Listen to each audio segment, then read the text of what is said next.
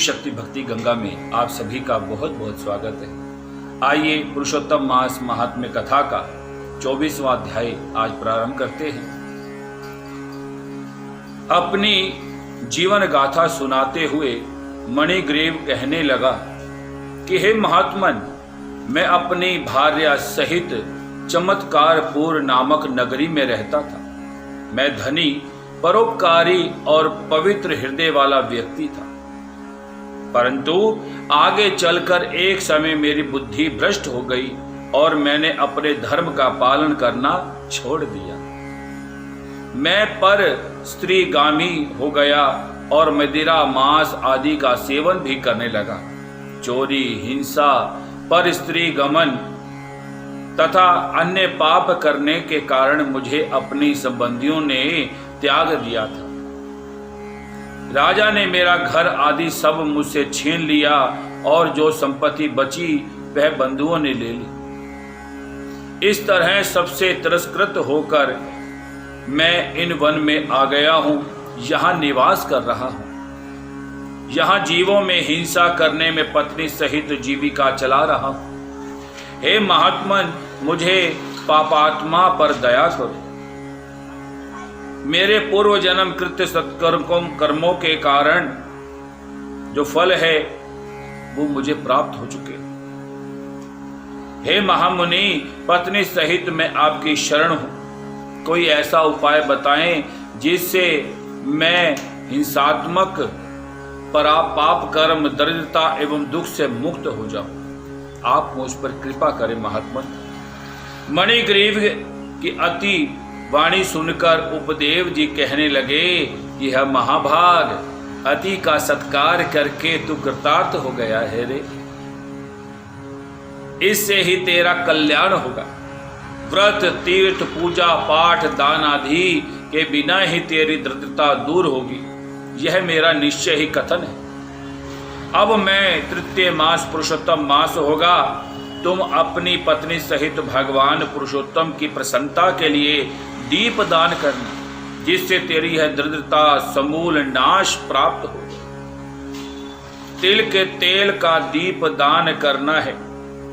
ऐश्वर्य सुख होने पर घी के दीपकों का दान करना, लेकिन वनवास के इस काल में तेरे लिए इन दोनों में से कुछ भी संभव नहीं है। इस सरोवर में स्नान करके तू मास भर वन में दीपक जलाकर दीप दान करते रहना। तुम दोनों पति पत्नी को मैंने यही उपदेश दिया है। वेदों में अपने अनेक प्रकार के दान आदि कर्मों का वर्णन है, किंतु वह सभी पुरुषोत्तम मास में दीप दान की 16वीं कला को भी नहीं पहुंच पाते। पुरुषोत्तम मास के दीपदान की महिमा का वर्णन करते हुए स्वयं भगवान नारायण ने कहा है कि सारे तीर्थ और सारे के सारे शास्त्र पुरुषोत्तम के दीपक की 16वीं कला के समान भी नहीं।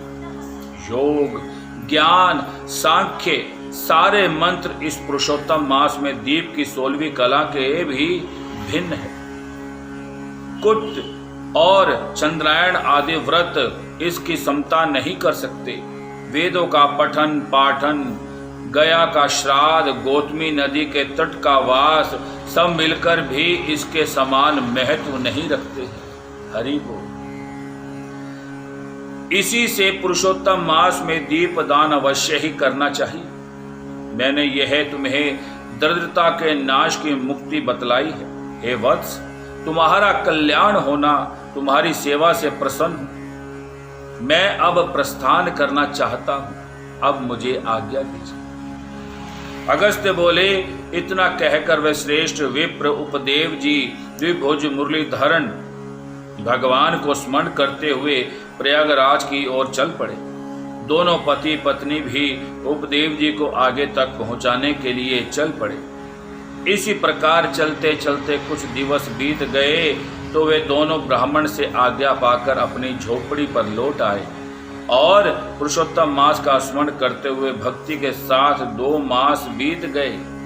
पुरुषोत्तम मास के प्रारंभ होने पर उन्होंने सावधानी से इंगुदी के दीपक का दीपक संपूर्ण मास प्रज्वलित किया और व्रत नियम से रहकर उन्होंने संपूर्ण मास व्यतीत किया।